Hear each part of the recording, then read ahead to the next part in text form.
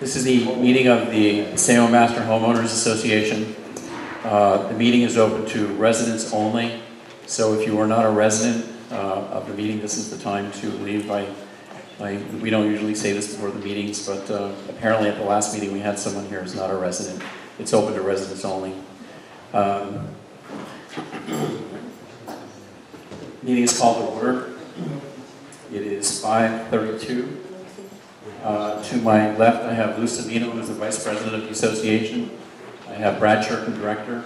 I have Susan's friend to my right. She's a treasurer. On the phone, I have Patty Stan, the Secretary of the Association. To my right here, I have Tim Gardella. He is the District Manager. She's Trish's boss. He is filling in for Trish tonight. And myself, Dan Greenhalgh, I'm the President of the Association.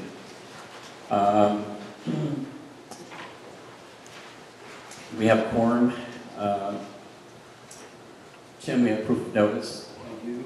Okay. Notice is posted on the bulletin board outside in the breezeway. We also sent a mailing out to members about the changes, the proposed changes in the bylaws. So notice for this meeting was given in 2 different ways. Additions and changes to the agenda. Are there any? Do we have any? I'd like to make one. I'd like to add as item 9B, tennis. We're going to talk about some tennis-related issues this evening. And at this point in time, I want to turn to the member speaking time related to items on the agenda. The way this works is, this is commentary. This is a period where members can comment on items on the agenda. It is not a question and answer period. The only time the Board of Directors will respond to an item during the items on the agenda is if there's something that, in our opinion, is distortive or takes the audience in a way that is misinforming on what's actually going on. Otherwise, you won't hear any comments from the board. Comments from the board are really related to the end of the meeting when it's more of a Q&A. Also, if this evening we're going to do things a little bit differently, we are now taping our meetings and posting them on our website. So if there are any people that have comments that they would make about things on the agenda, I ask them to come up here to the podium. And with that, we can get going. Anybody have any comments about the agenda? Please come forward. Wow. Podium.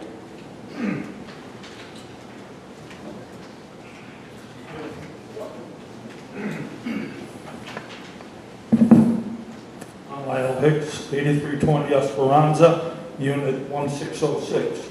I have a comment and a question on 6.2 of the election of directors. My comment is that on 6.2, next to the last sentence, it says, upon request of a candidate, an information sheet no larger than 8.5 inches by 11 inches must be furnished by the candidate. My question is there a stated criteria for each information sheet that a candidate will turn in? And if not, why is not a stated criteria for that one-page information sheet? So if you could comment on that sometime, I would appreciate that during the meeting. And then my question is on the second page, or 6.2, where it indicates that members shall vote for election of directors by written or electronic ballot. And then that is followed up by members not in attendance at the election shall be entitled to vote by a secret written ballot. What is the difference between members who submit a written or a ballot or a secret written ballot? I don't understand that language, so if you can help me, I would appreciate that.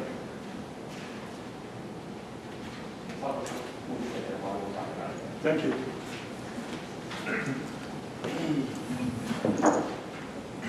Any more comments about the agenda this evening? Okay, that's quick. Just give me a second, folks. I just want to write a note.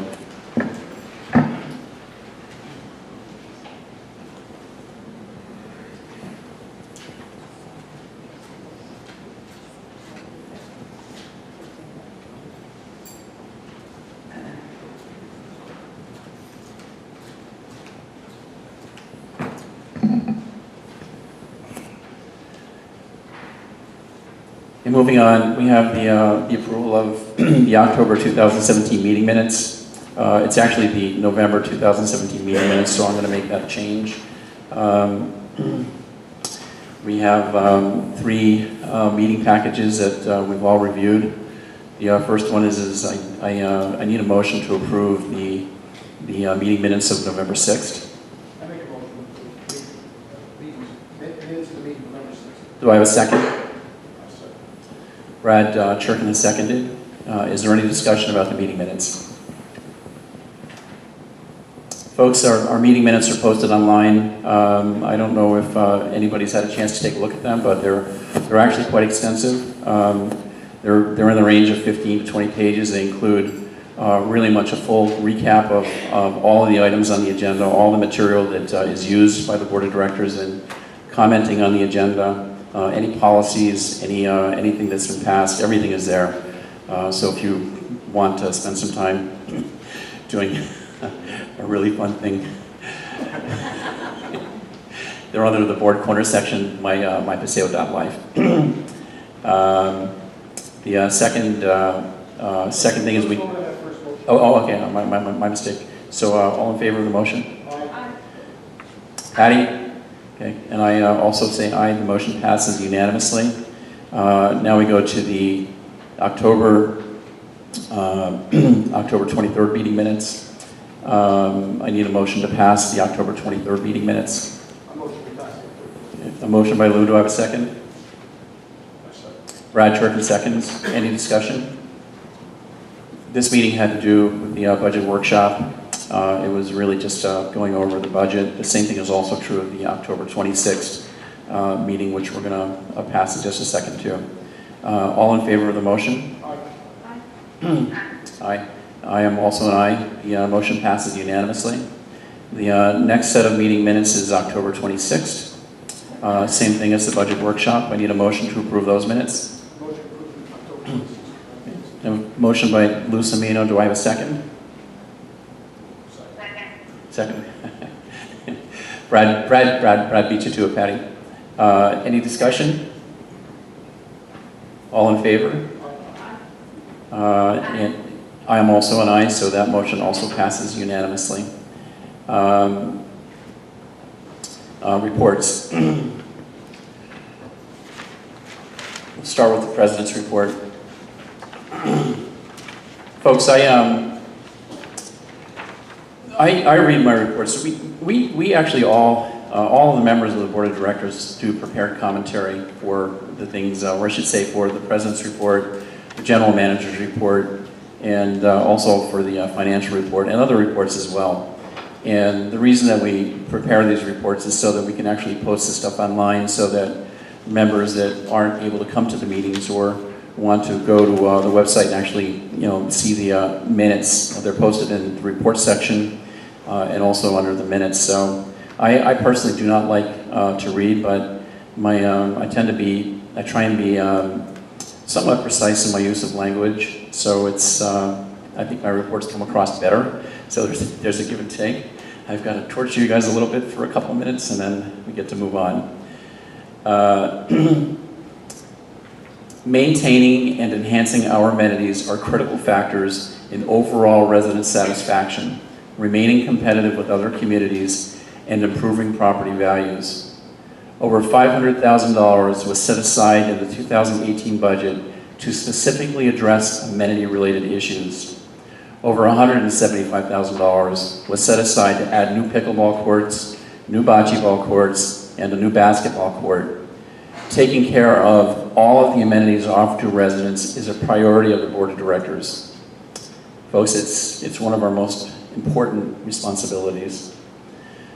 Recently, many issues related to maintaining the tennis courts have surfaced. It is clear that the arrangement we have in place to maintain courts is not getting the job done. Additionally, there is much non-resident use of the tennis courts. Teams with few or no members are using our courts in tennis league play. Further, the board is concerned that our courts are being used to give lessons to non-residents with no affiliation to Paseo Tennis or to our members. Tonight, the board is going to discuss a solution that will help resolve these problems.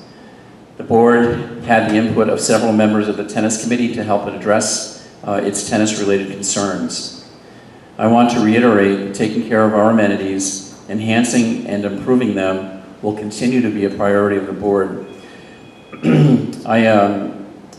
I've repeated myself there, folks, because I often hear commentary that the members of the board are not concerned about our amenities or may preference one amenity over the other. I want to assure everybody that that is simply not true. It is a false statement.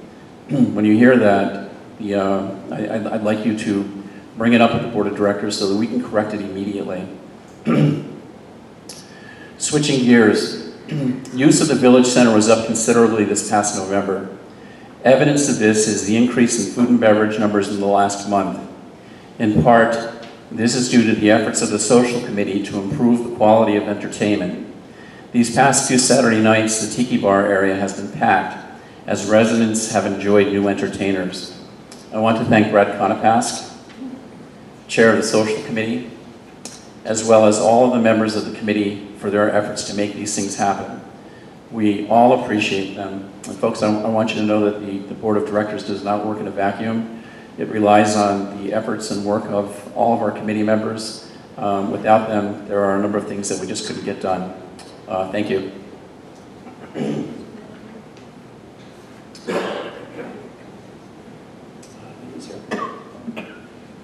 Next is the treasurer's report. Good evening, everyone. Thanks for being here. Thanks for being back in Paseo. It's a lot more friendly around here when we have people here. You should be here in summer. It's kind of quiet. Okay, treasurer's report. October month end. Again, because of the timing of our meetings, although it is December, we're reporting on October financials. The operating account had $568,216. The accounts payable to be paid against that was $230, let's call it $6,000. I just quick comment on that. It's running a little higher because at the end of the month we had the bill for the new furniture, call that $95,000. So it's not like we stopped paying bills on time, it's because we're doing things. The reserve account, $179,862. The working capital account, $222,208. And just because I know it confused me when I first picked up the first set of financials, the working capital account has been used for when there's a closing, and on your closing statement there's $1,500 that goes to the association. When we take that in, we don't put that in operating, we put it in working capital. Accounts receivable, $3,591. Again, that's pretty much the same. It's the credit card receipts. Now, I will say this. In October, and you have to remember the sub-associations pay into the master association, and if they don't collect from their members, they can't pay in, and maybe there's a little timing. So at the end of October, if you look at the financials posted on the web, you're going to see a large receivable. That, in fact, was the amount due from the condo association that was paid and cleared before November 14th. Let's see. Payroll expenses, we continue again to have another favorable variance. So as we manage our operations, we continue to do a better and better job. And yes, we are aware in the budget for 2018, we've budgeted for the extra additional pool monitors and enhancements we've made in those regards. Legal expenses, the only comment I'm going to make on that tonight is that we anticipate We will have some more legal expenses related to litigation support, which are being spent now as we prepare to meet and work things out with the developer. As soon as we have more details on that, we will let you know. And then the second sheet, and again, this is posted, we look at our results for food and beverage. And although these results come from the financials, which are also on the website, I try and break it down and pinpoint dollars and percentages. So you could say year-to-date through October, we are at $6,810. So, you know, not a whole lot, but it's better that way than the other way. Ahead of budget for revenue. Our expenses for our cost of goods sold are below what was budgeted, a healthy amount. Our percentages, as you can see, we actual are at 36.3%, budgeted was 44.1%. So again, we continue on a very good stride in operations. Thank you, Sue. Does anybody have any questions for Sue? Okay. Thank you, Sue. Next item on the agenda is the general manager's report. Tim? Okay. I have a report that's been submitted by Trish Baker, and it begins with food and beverage and updates you on the liquor licensing, which she will be headed to the permit phase of the process. She will be visiting the permit office in the next couple of weeks and hopefully get this rolling. The coffee area at the member services has received a new look. You can select pastries and bagels are added for purchase. Ice cream parlor, we've increased the hours, and NFL ticket at the Tiki seems to be going very strong. Brunch is back in at the bistro, and thank you for all the support on Sundays. Uniforms have been added. We added uniforms for the dining area inside. You will notice staff in new white collared logoed shirts for the village center periods. So we've had a number of events, private events, a member birthday party in the theater, member rehearsal dinner on the patio, member wedding in the bistro and the pub, and some non-member events as well that were booked some time ago, which was a rehearsal dinner in the theater and a wedding in the bistro and pub on the 18th. As mentioned previously, lots of member events that were put on by the social committee. The karaoke at the Tiki with Tony, excuse me, streaming music at the Tiki, Connect Paseo in the pub, trivia nights, Q and Paul at the Tiki, Thanksgiving buffet, which had a great turnout of over 180 people, so that was a great day. And then Wendy Renee at the Tiki and Paseo Art and Crafts Fair. And also I've heard some great comments about the Santa party on this past Saturday. So Trish has updated the task list for maintenance around the building. It's available for review. And also we'd like to discuss the pool heaters. The pool heaters are an urgent matter and are in need of immediate replacing. The lagoon pool and lap pool heaters, and I believe we have some discussion about that. We can get our finished with the report because we get back to that. Are you okay? Thank you, Tim. Pool heaters. Lou, want to take the lead on this? issue pool heaters. We're just not heating our pools. The geothermal units just don't work. At the last meeting, I promised everybody we were going to push this forward. It wasn't until the 2018 budget. We are able to do pool heaters this year, as I mentioned to everybody last meeting. We're going to go forward with that.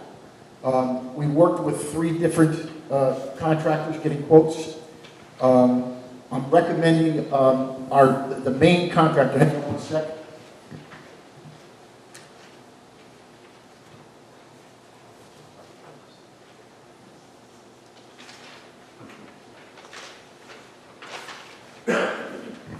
It's Commercial Pool and Spa Specialist. He actually does our work now. We had 3 different quotes, and I can go into them, but I'll just give you a real brief rundown. The board, I've tried to inform what's going on. One quote, he did not meet any of the spec that we required, so we had to throw him out. The third individual was going to use the gentleman that I'm recommending to do the work for him and charge us an extra $20,000. That made no sense at all. What happens is we need someone who has a license to do this, permitted to do it, and is going to handle all of the application to put our new heaters in. What we're proposing is this. There are going to be 4 500,000 BTU units. These units will heat both lagoon and lap pool. We're going to use our existing geothermal units for chillers on the lap pool. Only thing we're not going to do for this year's budget is chillers for the lagoon pool, because we obviously don't need to chill the pool during the winter, and we will address that in the first quarter of next year.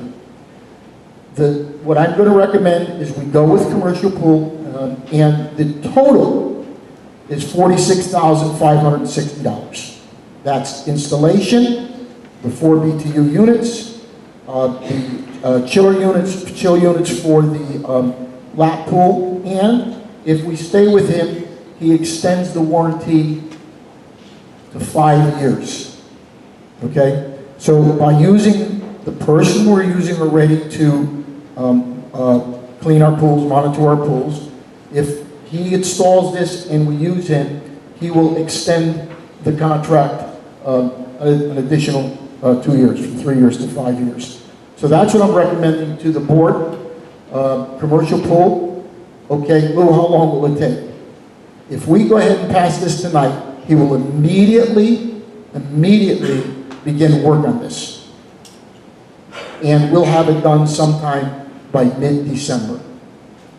And that's my recommendation to the board. Need a motion? Wait, any questions before I make that? I'll make the motion in a second. Make the motion? Okay. All right, I'm going to make a motion that we use commercial pool and spa to put in new heaters, 500,000 BTU heaters, that will heat both lap and lagoon pool, and use our geothermal units as chillers for the lap pool. Total expense is $46,560 complete. Do I have a second? I'll second it. Sue seconds. Is there any board discussion?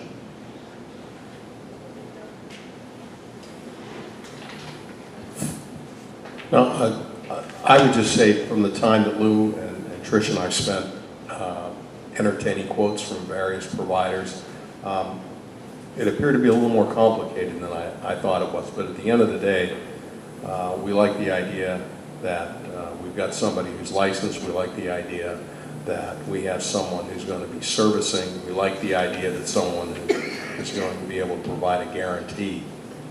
So all in all, Lou, I'd like to thank you for the time, effort, and energy that you put in, and I think that just apologize for this taking so long. Everybody's been crowding to the lap pool, and the Laguna pool should be nice and toasty here very shortly. Sue? Let's get it done. Patty, you have anything to add? No, it was hard to hear. I think I get the gist of it, but Okay. I also appreciate the effort. You know, there's one of the things that goes on with the board of directors, as you've just witnessed here, is there's a tremendous amount of work that goes on behind the scenes with the board and the different things that require time. hours and hours and hours. I definitely certainly appreciate all your efforts. My other comment is that this is 46,000. Is that what it's going to be? 4656. Okay. Just so everybody knows, this is a unbudgeted for expenditure in 2017. This is not an expense that we planned on having. That said, it will not affect the carryover into 2018, as we've said in the past few meetings. The association is carrying $500,000 over into next year. This is an additional almost $50,000 that the association was able to come up with, and actually has the money to actually do these things. So it's once again, it's a reflection of the good shape of the association. That said, all in favor of this motion? Aye. Patty? And I also vote yes, so that motion also is approved unanimously. Are there any questions? Actually, we're going to move on here, folks.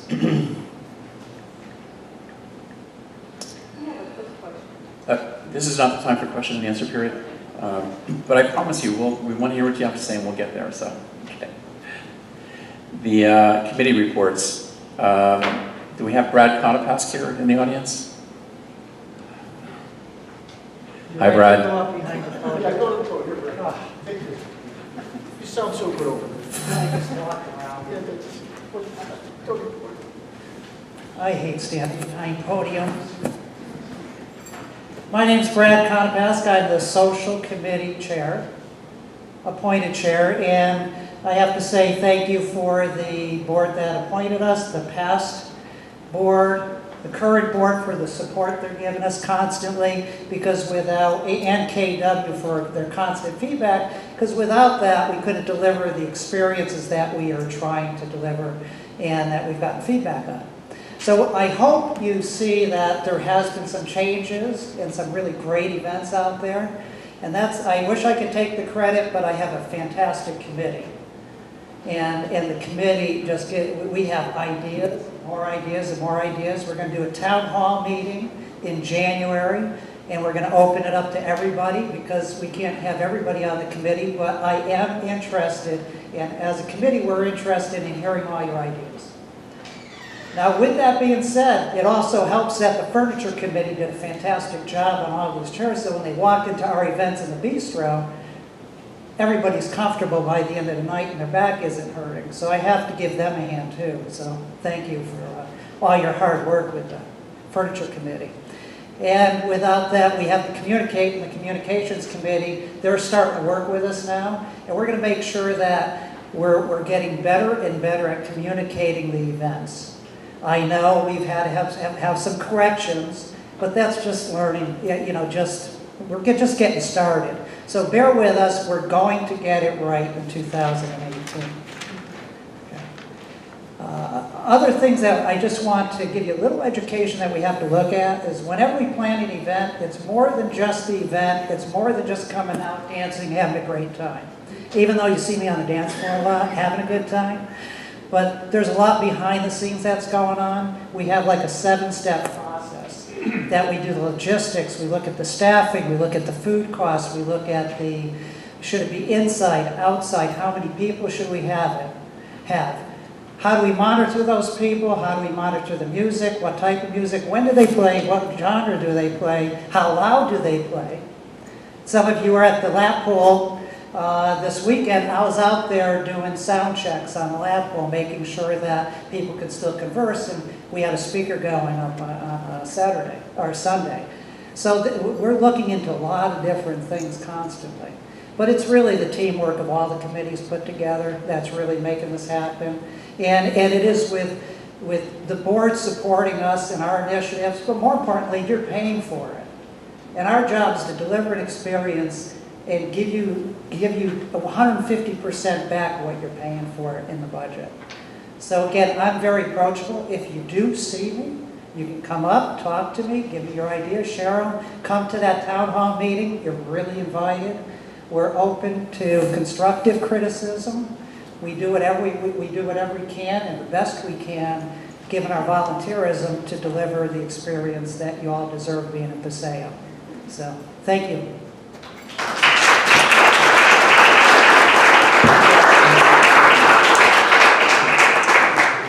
Thank you, Brad. Patty, do you have some comments about your committee?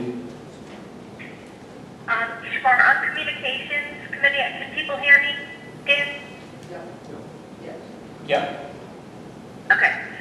Communications committee, we're finalizing requirements for the next features we want on the website. We've gone back and forth a little bit on it with the committee, but that should be finalized in the next few days. We'll have a final recommendation to the board on what comes next. We've set up a monthly meeting the first Thursday of every month on communication so that we can really start to target what do we want to do for 2018, create a more strategic plan. The things that we're really going to focus on are the timeliness of communication to give people as much advance notice as possible and the accuracy. How do we better do things in a way that we have less corrections? And part of that is, it seems simple, but when there's multiple different HOAs and condo associations and committee meetings, and they change their times, but they don't always tell us. Sometimes we send out information that isn't always accurate. So we're working on how to be more accurate and more timely, so that people have better communication from the board and from KW. And I think that's it. That's our big focus area. Thank you, Patty.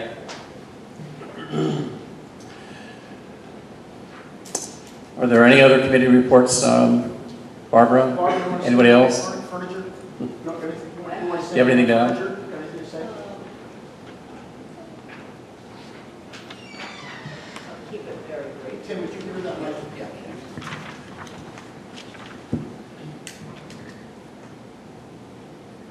Some things you may not have seen. We've got 8 new chairs in the library. We're redoing cushions up in the spa. We're waiting for some samples of things that are possible for the entrance out here. We do still have some problems with the pub that we're trying to work out so that the tables and chairs meet each other. But basically, I think many of you have seen the new cushions now that are out at the Tiki and the lagoon pool. So we're hopefully making a lot of progress, and it's looking a lot better around here. So that's it. Barbara, I have a quick question. What is the anticipation for the umbrellas? Any idea what it The is? umbrellas are scheduled to be delivered before the end of the month. Okay. I've been working with Roxanne, that we make sure the checks are getting in so that the deliveries will be on time. And other than that, I don't know if there'll be a snag along the way, but hopefully not. So they're scheduled to be before They're the first of the year? scheduled to be shipped. I think the Tucci umbrellas are scheduled to be shipped on the 19th. I don't have an exact date for the shade maker, the cantilevers, but they should be Talk here. about getting done before the first of the Yes, year, we should be yeah, able to do that. we're certainly hoping Thank you, so. Barbara. Yeah. Okay, thank you.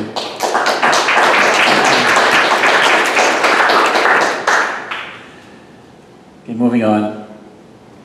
We're going to start with the old business, and we're going to start with the amendments to association bylaws. Brad? I make a motion to adopt the language proposed to keep election ballots secret. Do I have a second? Do I have a second? Second. Lou seconds. Is there any board discussion on this amendment, this change to the bylaws? Just real quick. I do think it's very important to have secret ballot. I mean, our country is secret ballot, and I know that during one of the last general elections we had, it was not a secret ballot, and I do think that we're all entitled to place our vote for whoever we wish and not have it publicized. So I do believe that this motion is very important so that we have our privacy and still be able to exercise our right as homeowners to vote for who we see fit for this board. So I think it's very important. Is there anybody else? Okay. All in favor of this motion?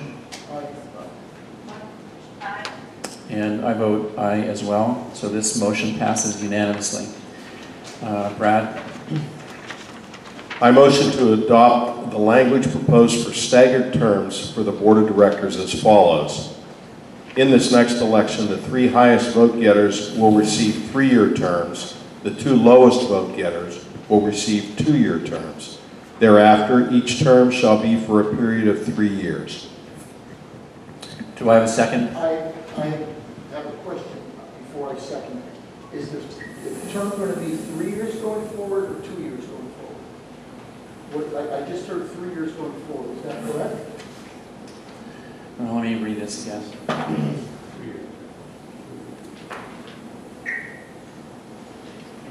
No, it's, the 3 highest vote getters will receive 3-year terms. The 2 lowest vote getters will receive 2-year terms. Thereafter, each term shall be for a period of 2 years. So the only staggering is actually this next election. And then the terms thereafter. Second, and then we'll discuss. Dan, this is Yeah. point of order. He stated that the top 3 I'm going to address that. I'm going to address it by part 2. I'm going to address it in a second. Not the That's bottom. going to be, I got it. I'm going to address it. Thanks, Sharon. Thank you. Okay. That's what I wanted to address. I seconded it. We can discuss it. We have to clarify that. Okay. Of the 5 top vote getters, the top 3 vote getters will have a 3-year term to start.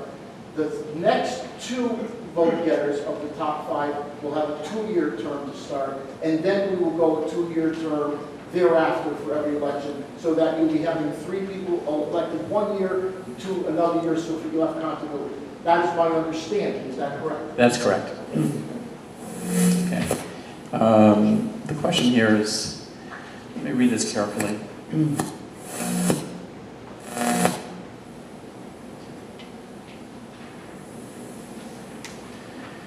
I would just propose adding a modification as follows. In this next election, in the next election of the members elected, so I would just add that modification. So we are going to modify this motion. So the motion will be modified. Brad, I need you to modify the motion. In this next election of the 5 members elected. So add the language of the 5 members elected. And then we can go into the 3 highest vote getters will receive.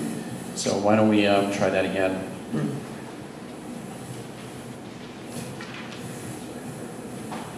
Before he does that, I would like you to vote on his first motion and have us defeat it and let him do a second motion. Okay. Because we already voted. That's fine. So I just vote to table the motion then. All in favor? Aye. Okay. So I need an alternative motion. Do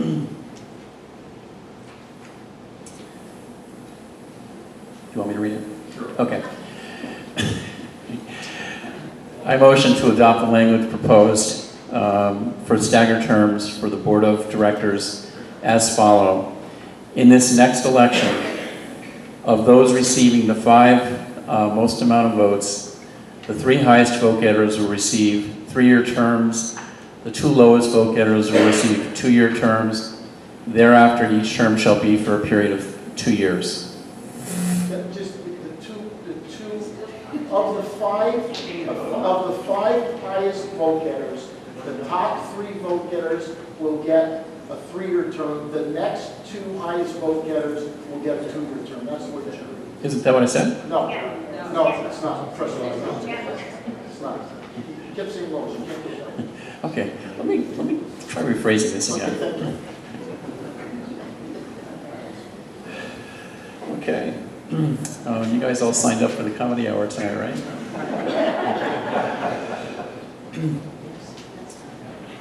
I motion to adopt the language proposed for staggered terms for the Board of Directors as follows. In this next election, of those 5 members who get the highest votes, the 3 highest vote getters will receive 3-year terms. The 2 lowest vote getters. Next 2. Let's just say the next 2 elected voters. Next 2 elected. Okay, You're the remaining elected. Yes, I get that. I'll tell you what's going on here, folks, is we're using language in different ways. You know, we're actually interpreting this language differently. So I'll tell you what, Lou, why don't you make the motion? Okay. All right, Lou's going to give it a turn. This is not, no, but you noticed this document. This is what you need to vote on. The way the language is in this document. We killed the original motion, and we're going to do another motion. Okay, but the language you have to approve is what was noticed to the members, right? And that's what is going to be approved. Right? We're good. You can't change the language unless you renotice and revote. Go ahead, Lou. Okay. What I'm going to motion is that in the next election, of the 5 top vote getters, the highest 3 vote getters will serve a 3-year term. The next 2 elected members will get a 2-year term. And thereafter, all elections will have 2-year terms for the board of directors. Do I have a second? Sue seconds. Is there any discussion? Okay. I just have 2 comments. The first one being is that this is a motion to adopt the language in the bylaws as it has been proposed and noticed. So there are no changes to the language in the bylaws. This is just a motion to adopt it. The second thing is in answer to Lyle's question before about the candidates' information sheet. It's not statutory. You know, there are no rules or requirements. You know, it is actually optional for a member who is applying to be on the board of directors to submit something or not submit something. We have, in order to make it easy, we've asked everybody to use a uniform standard, which is the 1 8x5 form. They don't have to fill it out. They can choose not to fill it out or give any information.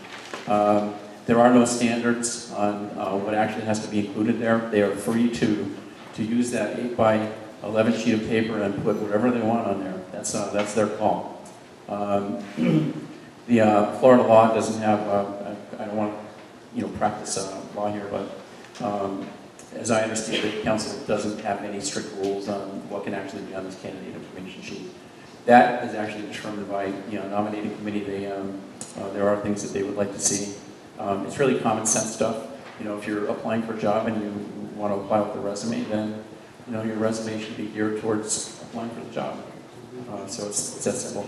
And the other question, the other comment, Lyle, I'm going to get to in the question and answer period. I'll address that specific thing. So all in favor of passing this motion? Aye. Patty? So this motion passes unanimously. And that brings us to our third and final one. I motion to adopt the language proposed by our bylaws that requires a board member to sit on the nominating or maintenance committee, optional to the board. Do I have a second? I second. Is there any discussion? Yeah, I want to clarify a little bit by what that means. Basically, what we're saying as a board, we don't necessarily want a board member involved in the nominating committee. We want our board members completely clear. We made that clear last meeting, but because our bylaws read that one board member had to be the member of that nominating committee, we felt we should change that. We don't want any indication of any swaying by a board or whatever. So what this does is we are removing the board member at our discretion and not putting that board member involved with the nominating committee whatsoever. The committee and the general manager will handle how that is going to be run, and the committee will handle how they're going to do their interviews. The only time they would come back to the board if there was a legal question that we have to talk to our attorney about, and then the board would have to ask the attorney to have a ruling on that. Otherwise, the board is hands off the nominating committee. That's my understanding of it.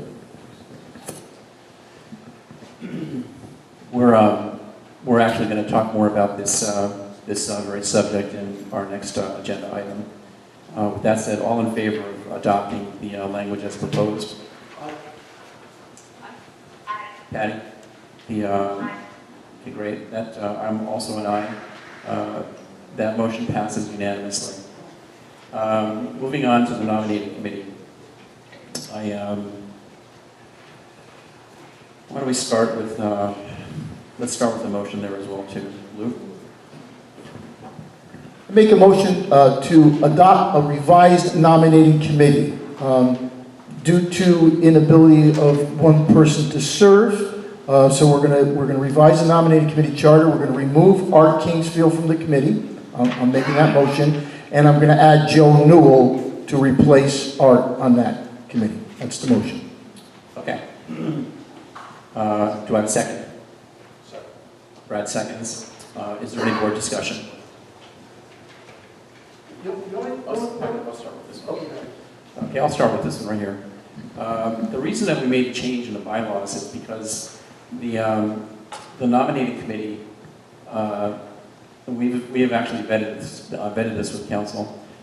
In order for the nominating committee to actually recommend people, it needs to be totally independent of the Master Association board. There can't be any interaction between the board, NKW, internal to the workings of the committee itself.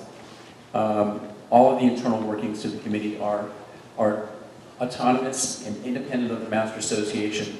None of their discussions are vetted with any of the Master Association board members.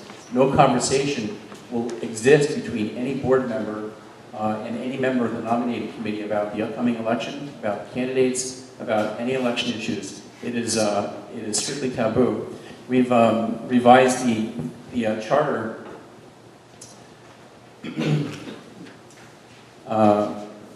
We've revised the charter for this committee. The last charter we adopted did adopt language that lessens the role of the board member of the Master Association that had to serve on the committee. We just passed that motion that allows us to eliminate any contact or any relationship between any member of the board of directors and the nominating committee. They have. You need to do this, folks, because they're. We've selected community leaders to actually be on this nominating committee. They're from all over the association. They are among the people that are most knowledgeable about the issues of the association, what the Master Association actually faces, the issues of their own constituents, and they're also most familiar with the members of the board. You folks come to these meetings, but you represent less than 2% of the membership. People, if you go to our website, I suspect that, I don't know what the real number is, but I suspect that less than 20% of the entire membership could even name a single person on the Master Association Board of Directors. I think the majority of members, you guys are all smart, so you're all accepted. I suspect that they don't know anything. So they get their ballots in the mail, and they get their message, and oftentimes they just have a blank slate of ballots without any direction from anybody about who to actually vote. In some cases, they don't vote at all. So in an effort to improve voter participation and in an effort to give guidance to those members who need some help in choosing who might be the appropriate candidates, the nominating committee will make some recommendations about who they feel is best to serve on the board of directors in the next election. They have started their work, and they're all very good people. I can tell you point blank that I know them all. All the members of the board of directors know them. I can tell you point blank that that if they thought that they were, let's say that I were to rerun, well actually I am rerunning. In fact, the entire board is rerunning, folks. If I were to rerun and they were to evaluate the candidates, and they thought that there were 5 members running for the board of directors who were better than one member here, including myself, they would say, Dan, we love you, but we just can't put you on this, we can't recommend you to be on this board. I know they would do that, and this is why you need these kinds of people to serve on this committee. So I think that they will serve the community well. Um, With that being said, is there any other discussion? Okay, so all in favor of the motion? Patty? Patty votes aye. I also vote aye, so this passes unanimously as well. And the next item is election issues. We're going to talk about this just briefly. Last Friday was the deadline. I believe we have 9 members who have qualified that we're aware of. Tim? Candidates in alphabetical order, Grant Bellinger, Stephen Brown, Brad Churkin, Louis Chimino, Dan Green. Close enough. I could never say that right. Charles Helm, John Lyons, Susan Spreen, and Patricia Stanton. We do have one candidate that we don't have complete information on. We're still trying to ascertain whether it's a valid candidate. Thank you, Tim. You're welcome. Are there any other comments about election issues? Yeah, the election is on January 16th. It's I believe it's a Tuesday afternoon at 3 o'clock in the afternoon. The nominating committee will work on interviews this week. They're going to meet with all the candidates and interview them. Sharon Murphy is the chairperson of that committee. She's here in the audience. Thank you, Sharon. These folks put a lot of work in. They've already put countless hours into whatever it is that they're trying to accomplish here. We don't know anything. I mean that seriously, folks. They don't talk to us about any of this stuff. So, okay.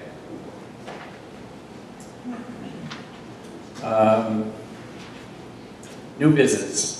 The next item on the agenda is an amendment to our declarations. I'm just going to discuss this for a moment, and then I'm going to ask for a table in motion. This is really for the benefit of everyone here tonight. To make changes to our declarations, I don't want to get too technical, but to make changes to our declarations, we have to pass a high threshold. You really need an affirmative vote of the membership that's in excess of 67%. So of all the members, we have 1,146 stores here. If we wanted to make a simple change to the language in our documents, our declarations, not our bylaws, the bylaws can be changed with a vote of the board of directors, which is what we did early. The declarations deal with the restrictions of the association and the restrictions related to the HOAs. To make a change there, we would actually have to have an affirmative vote. And there are things that really do need to be changed. But unfortunately, I don't think that we can do this with paper ballots. We really need to adopt electronic voting. We haven't adopted that in full form yet. One of the goals of the next board should be to adopt electronic voting and go after amending the declarations. And what you really want to do is you want to amend the protocols for changing the language. Right now it's 67%. So we would need an affirmative vote of 67% of the membership to change the voting protocols. And what you really want to do is make it attainable, so that every time you needed to change something, you wouldn't have to go through this process of not knowing whether it's going to happen or not.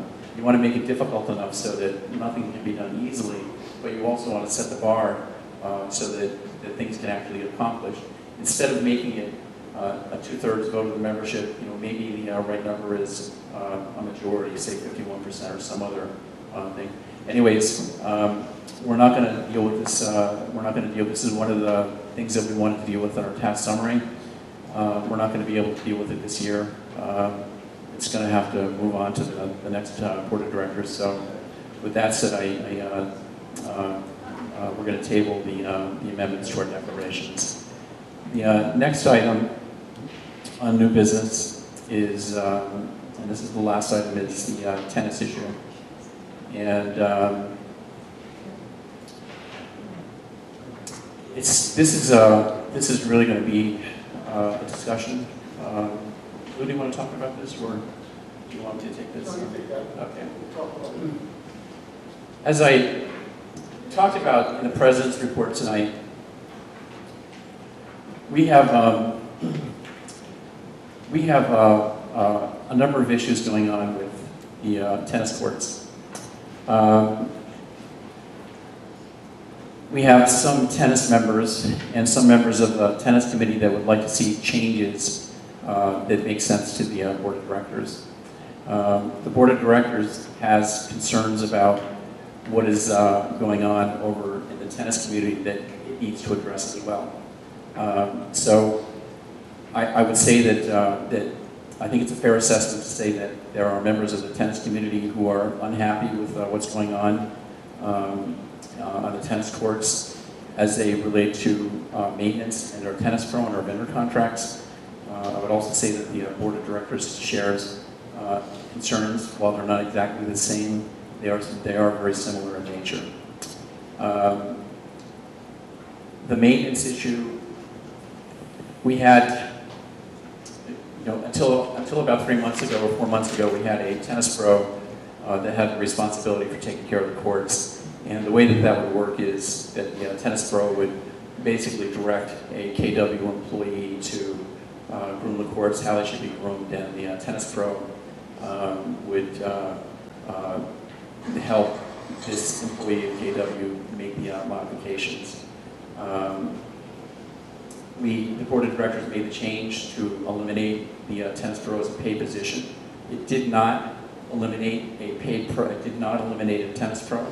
It did not eliminate. I think that calling a tennis pro an amenity is a mischaracterization of the word. It did not eliminate the position of tennis pro. It simply eliminated it as a paid position. That's it. There are a number of things that KW and the board deal with from a business perspective that deal with replacing people or doing things differently. It's just part of the operations of doing business. After Pat's position was put into a non-paid position, we maintained a similar relationship with him. We eliminated the salary, and what we did was still have the same person from KW taking care of the courts, and we entered into a vendor contract that was much less expensive than Pat, that would have him taking care of the courts on those days when KW employee wasn't there, and also offering the same person the advice on how to properly get these courts maintained. So the only thing that changed was the method in which this has actually happened, but it doesn't seem to have worked very well. There are some maintenance issues. We had a specialist in court maintenance here last week. They've taken a look at the courts, and they said, Dan, and they've said this to the committee as well, that there are things going on with the courts that really need to be resolved. So we are under, we've been advised that what we're doing doesn't work. So we're going to change that tonight. Taking care of the courts, maintaining the courts and taking care of the courts is just like any other amenity in Paseo. It is the board of directors and KW's responsibility to do these things. The board and KW take responsibility for taking care of the pool, gym equipment, whatever it is, they take care of everything. Taking care of the tennis courts falls under that purview as well. It's the responsibility of the board of directors. One of the companies that we've talked to is a company called Blackwood, and Blackwood met with myself and KW and some of the members of the tennis committee. We've been talking to Blackwood for a few months now. They have some properties over in Cape Coral. One of the things I do want to say, and this is really for the benefit of the tennis members here because they don't know this yet, is that there is a very large community that is local to us that you'll find out about very shortly. They have a tennis pro on staff, and they have a pro shop, and they have elected to, and this tennis pro doesn't know yet, they have elected to use the Blackwood model. They are eliminating their tennis pro as well. And they have archery courts the same as we do. And they are making the same changes that we do. One of the questions that we get is why we don't have a tennis pro, like we get from the tennis committee. from the tennis, I shouldn't say from the tennis committee, but we get it from some members of the community. The reason that we don't have a tennis pro here is because what is normally affiliated with tennis pros is that they have a pro shop and that they have a way to collect fees, that they have membership fees, they have daily guest fees in most cases, they have annual fees, they have programs, they have a system and process in place to actually collect fees to defer the cost of their pro. We don't have that, folks. I got to tell you that basically when it comes to non-members using the courts and the way these courts are being used, it's basically the Wild West over there. And we're going to try and make some changes to how we're dealing with non-members being here. The non-member usage of the courts and who's actually getting in here and shouldn't be using these properties. When it comes to tennis, it's the number one concern of this membership. I recognize that the members on the tennis committee have other concerns, but the primary concern of our membership is who's using these courts, who's on property, and how is it that they're actually getting here. We're not going to be able to resolve these issues until we make some changes over there. The next board of directors,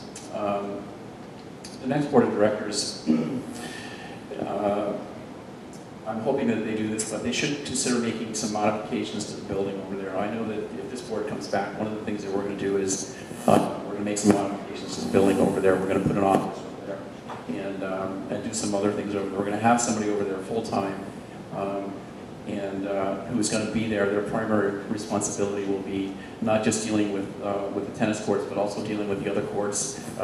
There's some proposed changes on that. It'll be coming down the path as well. And the role of that person will be to monitor usage of the courts. And until we actually have somebody over there full-time taking care of this, we're not in a position to do what other communities do, which is monitor usage and appropriately collect guest fees. Once we do that, I wrote this in an email to the tennis committee, I think it was last night or this morning. Once we have somebody over there, we have a mechanism in place to monitor the courts properly and collect guest fees so that people using our courts that are outside members, this will really be up to the tennis committee, the people who are on the tennis committee. Once we do that, we can revisit having a pro.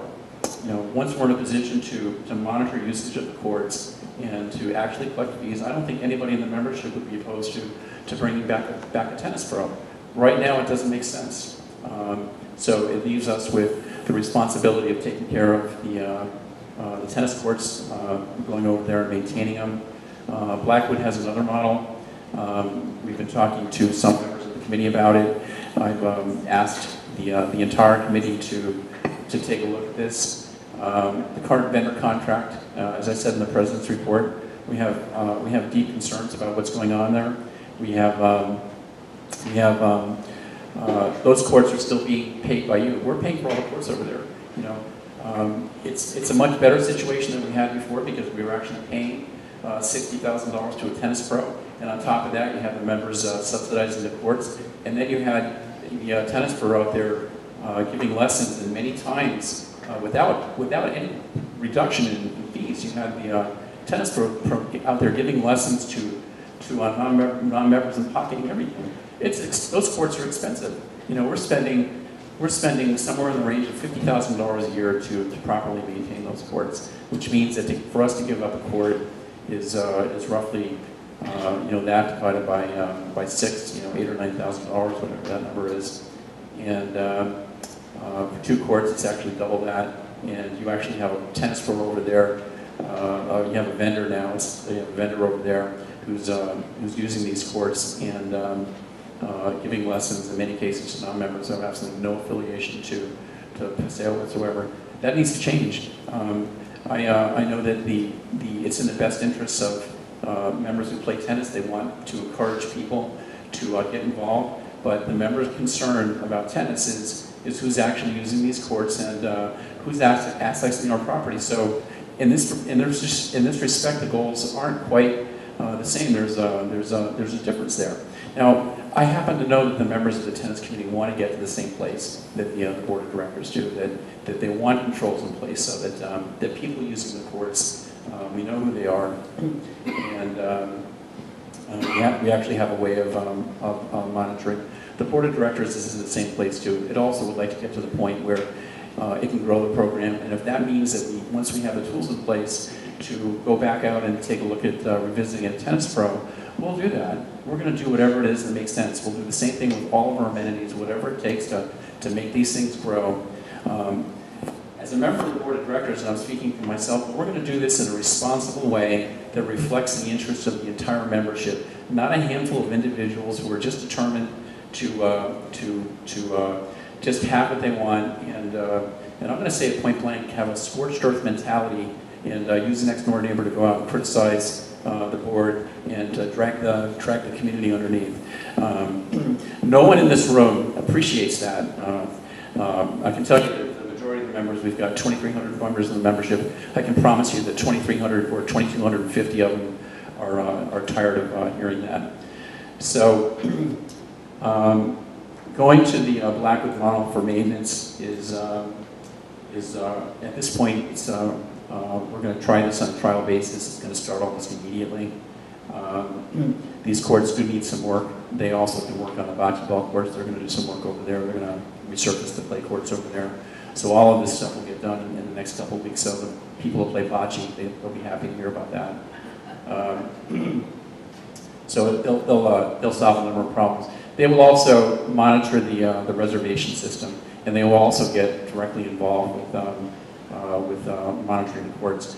Now, as far as the vendor contract with the tennis pro, I think that the board of directors well, I should say, I'll let the others speak for themselves, but I think that myself as a member of the board, I believe that the tennis committee should have some say and some control over who they actually have as a pro over there. We've talked to Blackwood. They will offer our current pros, Pat and Jason, they will offer them the opportunity to work with Blackwell under their method. It's important that the tennis committee and the members of the tennis committee are involved in the process of actually vetting who's over there. We've spoken to Nick Blackwell about this. We've also spoken, they have another community where they've done the same kind of thing. The tennis committee will be involved, and tennis members can get involved with Blackwood in determining or in guiding them on who to hire as a pro. But that's something that's maybe a couple of weeks away or a few weeks away. That's going to be a collaborative process. It's not going to be the board of directors saying this is what you must do. The tennis committee still will have some say in who they're going to have over there as a pro. But we are going to adopt a different model for the time being. It doesn't require a board vote. It was really brought up for discussion. The contract with Blackwood will be, we're going to try it the first month. We're going to give this a trial and see how it works over the first month, and then we'll actually look at this and consider revising it for, we're just ratifying it for the entire year based on the feedback that we're getting back from the tennis committee and the other members of the tennis. I've said a lot, folks, I'm sorry. Are there any other comments on this? Real quick, I just want to be sure everybody understands in the committee too that my view of this is that we are bringing a professional who knows how to handle these courts and take care of them, but also you will have a tennis pro to take lessons from if you are a Paseo resident, and we want the committee to be an integral part of helping to choose how many, who, and who you like and who you don't like on what is offered to you, whether it's Pat or anybody else. So from my viewpoint, I do want the tennis folks here to be happy with the tennis amenity. I do want it to be excellent. I do want the committee to have an input in choosing, who is going to be there. What concerned me, and I'm going to say this because I read a tennis committee minutes of a meeting they had, and I'm pretty sure of my fact that one league out there had 90% non-residents. I have to tell you that disturbs me. Okay, I read that in one of their minutes. And then I find out that we do have a number of folks that are getting tennis lessons and playing tennis from our pro, or our vendor, who charges them for it, which is fine. But in the past, we weren't getting anything. We were paying them. and he was using our courts to give instructions to people that don't live here and keeping bucks. It seems strange to me. This is just as far as tennis goes. So I think that having a better grasp on what's going on over there may be a need for folks to come in. I don't know. You know, in leagues, you're going to have some people that aren't residents. I understand that, and I understand there's leagues that people pay like $650, and they play here, and that's fine. So I just, in my view, would like to have some oversight over there with the tennis committee and the folks playing tennis, along with this new vendor, and make sure that everybody's happy with what's going on. So I'm willing to give this a try and to make any adjustments that need to be to keep the tennis amenity top flight. That's my view.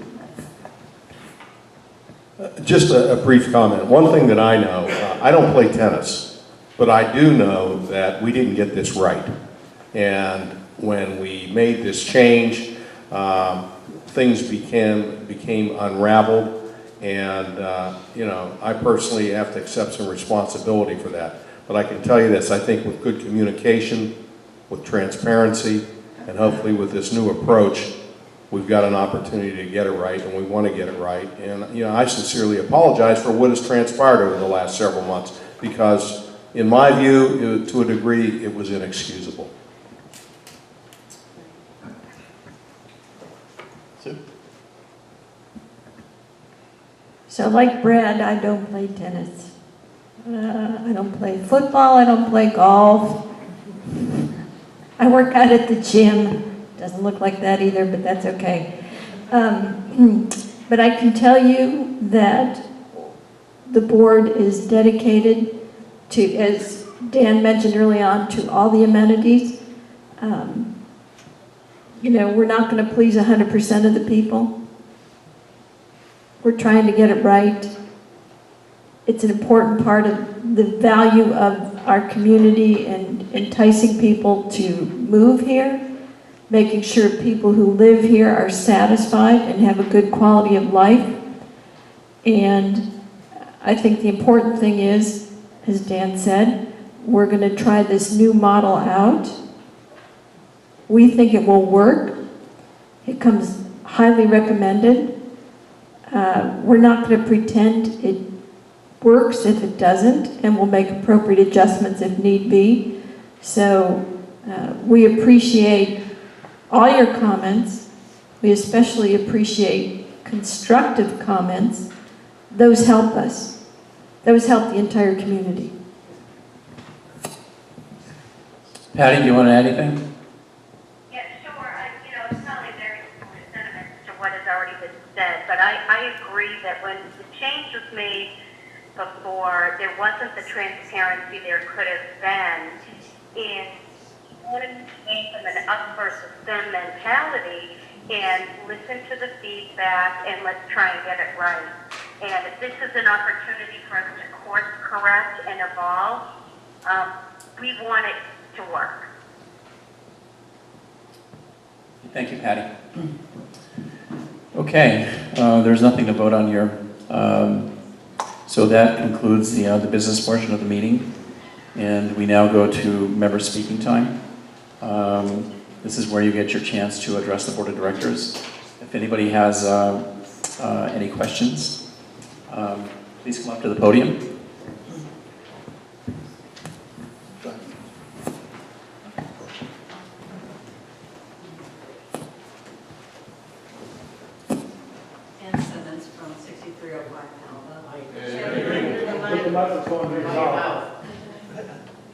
Ann Simmons, 6305 Pamela. Speak up. Okay, just let me talk and then we'll move on. Joe, on the Please speak up.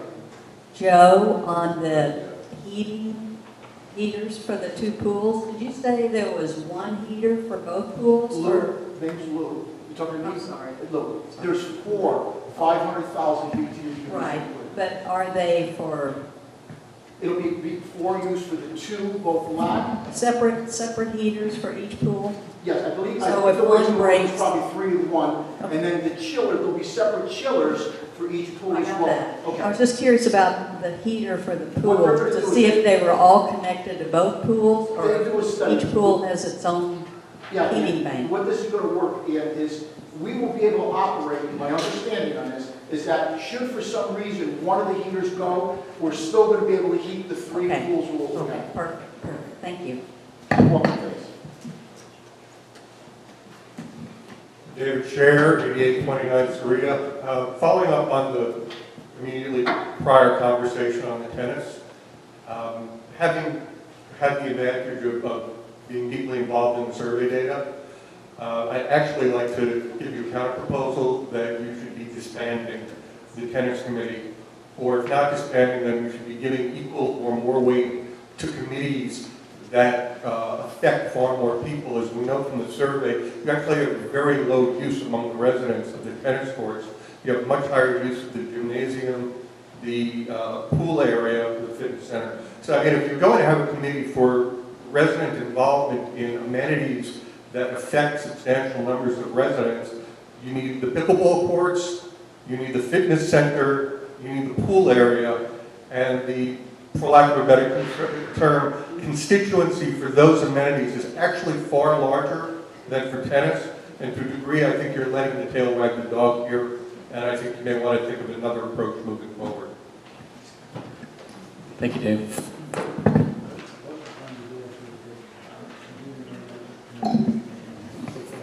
Jeff Looker, 6603 is there. 2 questions. One, I know when Radlin and tennis situation happened, there was a recreation director hired. How does that position interface now with what you're proposing going forward? You want to take this one? If Trish was here, she'd be able to answer, your general manager.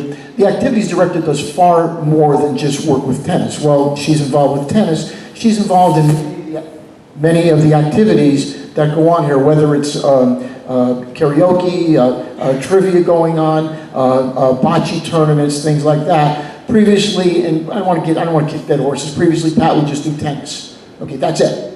Nothing else. Okay, so the activities director works again for another director, so that we have whatever affairs or what's going on with activities works with the activity director, works also with your I don't want to go social committee.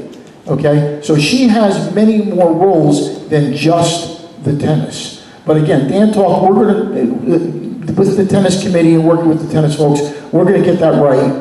And, you know, we'll get that monitored. She may end up being over there with an office working out of there, doing all activities from there, being able to monitor. But let's see what happens. I don't want to overstep. I'm not involved as liaison with tennis, Dan is. But she does have many, many other things she does other than just tennis. Yeah, I got a follow-up comment. You know, these one of the things that the next board of directors will have is the pickleball committee is looking at adding just really adding new courts over in the tennis area and new bocce ball courts. One of the things that they want to do is start league play with pickleball and with bocce. Whoever the activities director is will have the same role in the court reservation system and working with members on that. And as Lou said, that she works on a number of other things as well. I also, and I don't want to understate, you know, her role in dealing with activities with members, but there actually is a more important strategic role for, in this particular case, Ashley or whoever the activities director is. This summer, we operated without either without Lori or with Ashley. We had nobody dealing with activities here. It would be, I would almost call it a, in fact, I would call it would be a significant error in judgment for any business, and this really is a business. It would be a significant error in judgment if you don't have somebody in place to replace or step into a key person's position. I can't even imagine, this is one of the things that we dealt with when we made this change, it wasn't just about dealing with activities. If Lori, or whoever is in her position, if she were to move or to leave, and we didn't have somebody like Ashley to step in and do some of these other things, especially during high season, we would get crucified. You know, the association and the members of the association would really suffer. So part of having a second person there is a strategic move to make sure that the association is never, or we're doing what we can to make sure that there is never a time when we don't have anybody in place actually doing these things. Thank you. Second question, unrelated to that. You mentioned, for example, the tennis pro getting paid for lessons and topping it, and we're not getting anything out of it.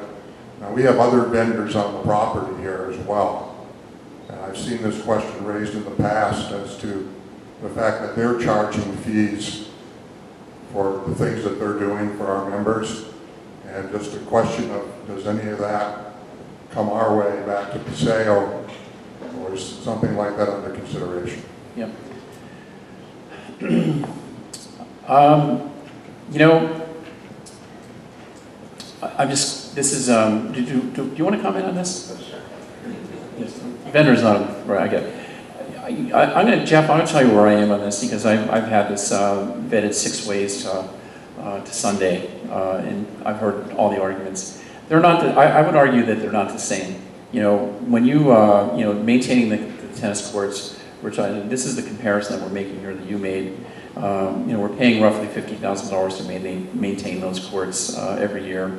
And every 6 or 7 years, we have to spend another $50,000 to resurface those courts. There's also a lot of money that goes into the administration, the lighting of the courts, raw materials, and other things. So it's actually a much bigger number than $50,000 every year.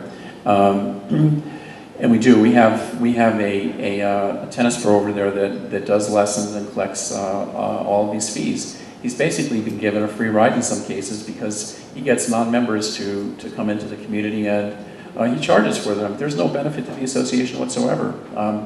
I know that myself as a member of the board of directors, I'm not happy about that. I don't think that most members are really happy about that. Under the new model, Blackwood is actually going to reimburse the association for its tennis lessons. So we are actually, the model will actually kick back some of the money that makes from lessons. The board actually has a discretion to say those residents, instead of kicking it back to the association, why don't you give residents that are playing tennis, you know, our tennis players, give them a discount rather than kick it back to the board, or they could kick it not to the board, but kick it back to the association. They could do that. And the primary, I hear what you're saying, but the primary difference is scale. You know, we're talking about, you know, major expenditures over here. You can make the same argument with, you know, you treat the salon as all the people there as an amenity, and that's an amenity too. They pay rent. Arguably, they don't really pay enough. That's something that we need to revisit. There are people that do come on property. We have somebody giving Apple lessons. But they're charging, you know, maybe $6. They're coming here for $6 or $8 a person. They're coming here for an hour. They're charging $90. It's a much smaller, you know, when I say scale, it's just a much smaller operation. If we really took a hard, just a black and white hard approach to, you know, theorizing what's okay and what's not okay, we would have to eliminate all these things. And the question then is does that really make sense? So I hear what you're saying, you know. I was just asking as a point of information, and I'm assuming that these smaller operations really are serving members. Yeah. There aren't non-members coming in and having their hair done or attending Zumba lessons, or maybe there are, I don't know. I can address specifically Zumba and dance.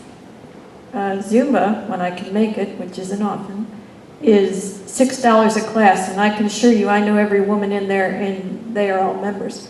So I can speak to that, for example. Last year we had dance. That was a lot of fun. And again, we didn't pay $6, I think we paid $10. And it was members, it really was just members. So I was happy to pay that because I felt like I was getting to use my facility at a reasonable price with a reasonable instructor. Okay, Robert? Robert Duke, 4183 Rosalinda Court. Can you give us, can you give us an update? Several people have been complaining about this for months, and I just moved my next door there and it's still broken. I don't use the gym, but the locks there are still open. It's just, what's the story? Robert, you're correct. We brought it out. The vendor is an outside vendor. We cannot repair it ourselves. You hear the excuses all the time, but I'm telling you a fact. It's in process. They came over. They tried to fix it. They couldn't. We have the new parts, which take a while in order. Tim and I were working on this again today, because you can easily push the door open before. Not only was that lock gone, but we screwed up the handle. So they have to order the new, like, I don't call it panic bar, but the new bar as well. It's on order. It will be in. The damn thing's going to get fixed, and we're going to make sure it stays fixed and done properly. You're right. It went too long. What happened was, and I'll give you straightforward, it's been brought up before, some of our maintenance people went over there, and they tried the door and couldn't open it. So I hear about that, and I'll tell you a fact. I went up to Trish's office. She's downstairs with me. Walked her and the maintenance manager, which I involved very much with maintenance, okay? Walked them over and pulled the door open. I said, now get it fixed, okay? They're getting it fixed, okay?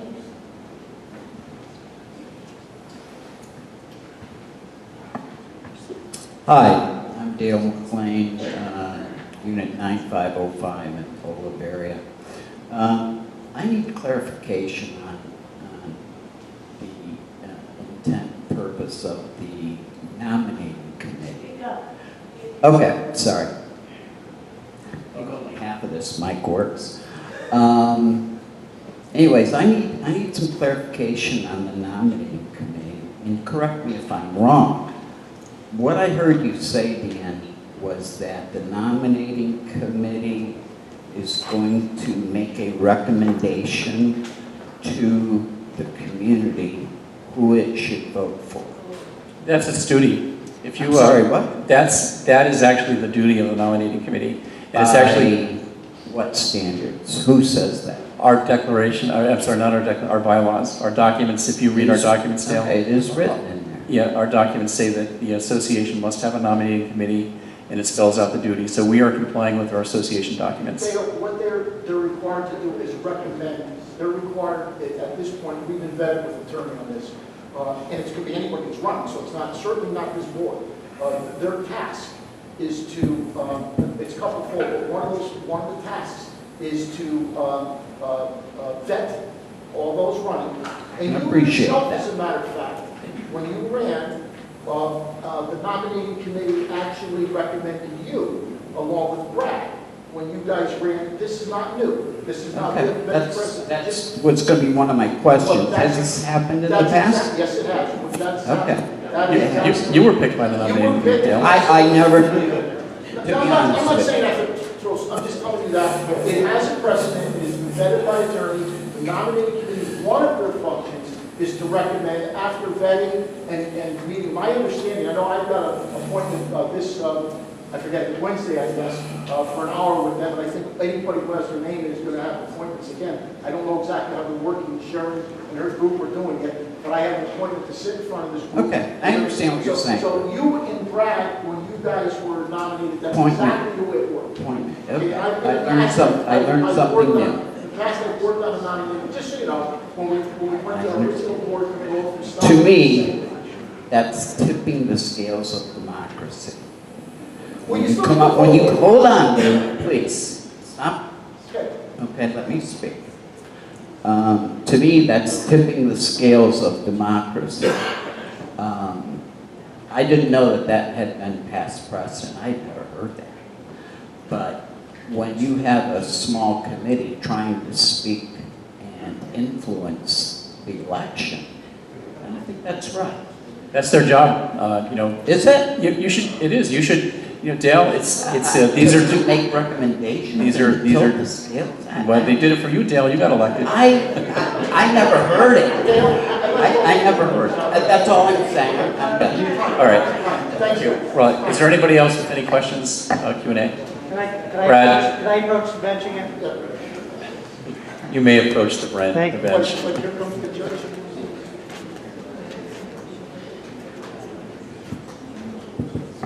I just have a few observations and questions furthering the tennis. But before I get into that, we're talking about a lot of amenities. We're talking tennis. Dave, can you hear me now back there? Okay.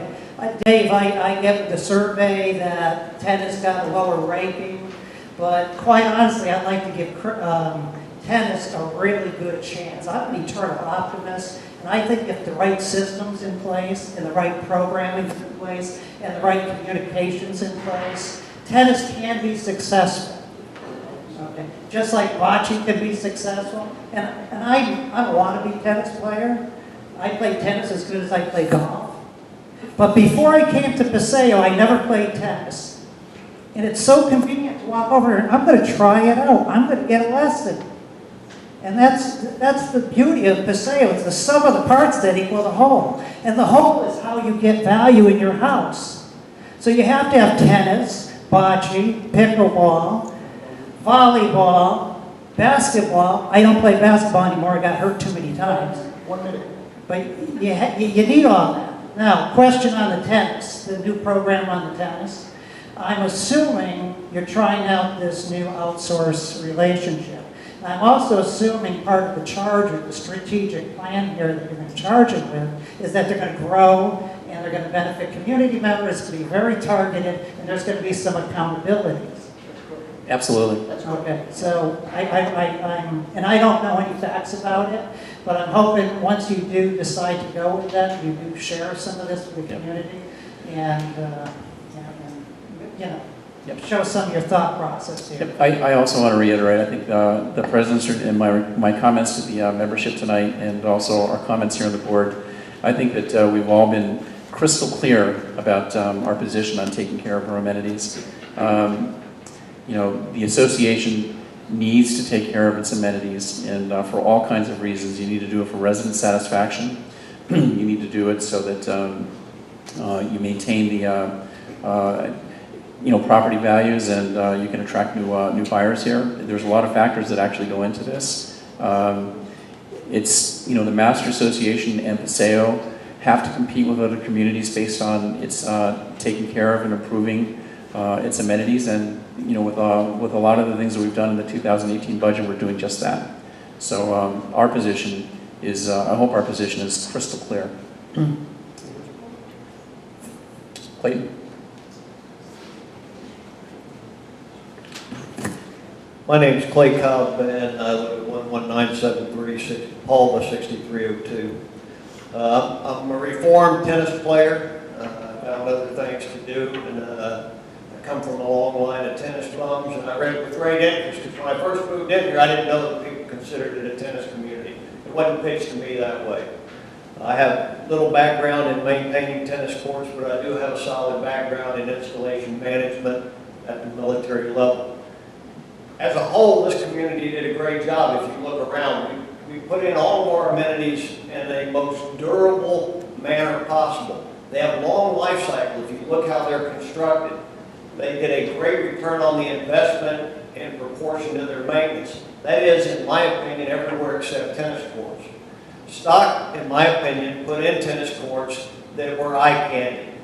They offer some advantages depending on the players that you talk to, but they're maintenance intensive, particularly in this climate, and they have a poor life cycle when exposed to peaks and valleys in the intensity of play as well as adverse weather conditions. I know you're not going to solve it, Dan, but I did a little research, and I don't know how to get in touch with the tennis committee, but there's a product out now called Classic Clay that has all the advantages for you tennis players. Cushion, slow play, but it takes away all the disadvantages. For the community as a whole, non-tennis players, the most interesting fact is that in a 10-year life cycle management, it is about $80,000 per court cheaper to maintain and use, without all of the lost time due to weather. Matter of fact, it has only 25% of the lost days due to weather and maintenance. The product is available. They'll send a consultant. It's something that we can do and look long-term towards driving down cost and keeping the amenity. Because while I agree that amenities do preserve our property values, so do lower fees.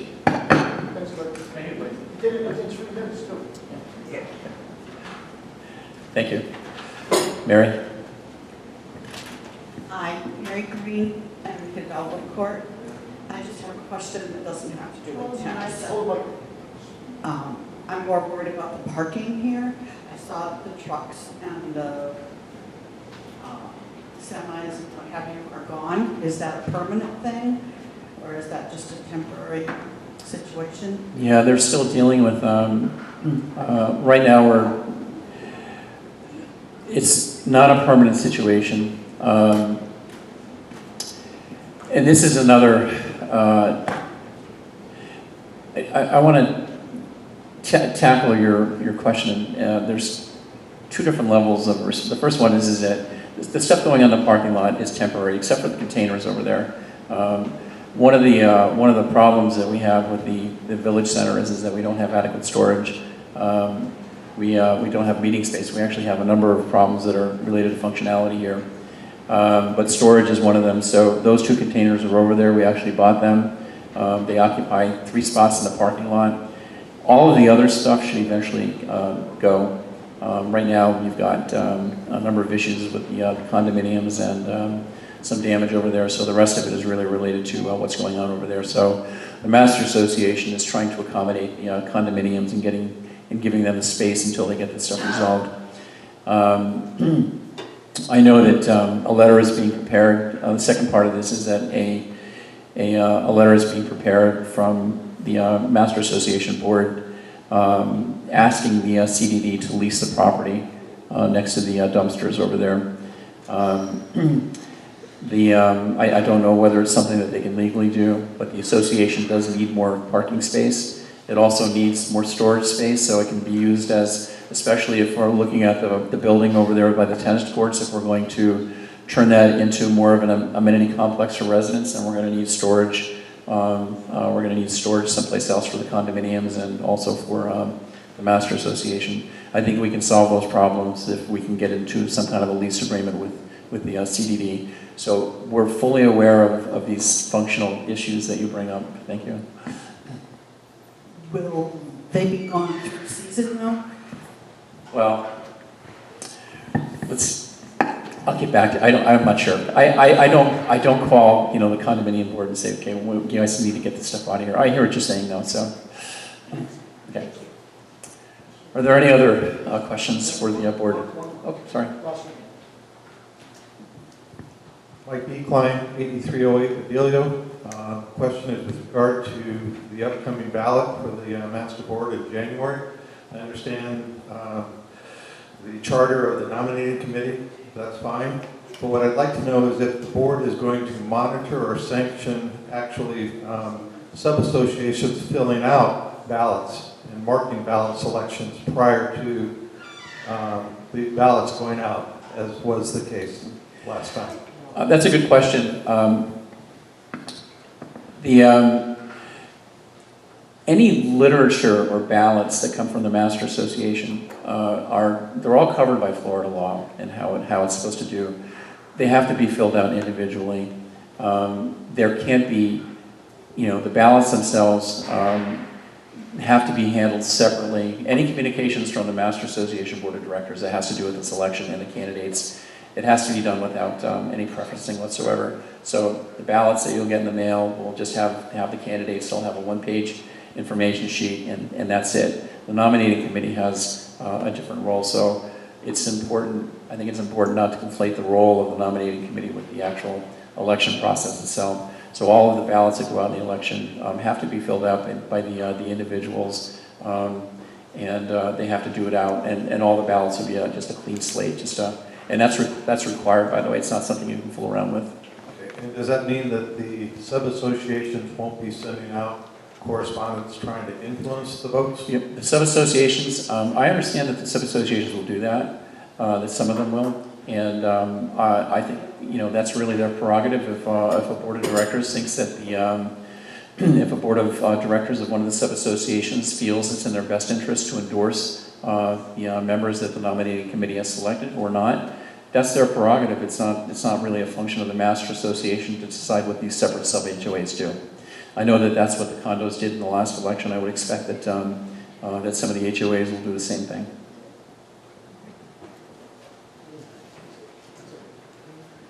Okay. I make a motion to adjourn. Yeah, actually I have, I have one more here.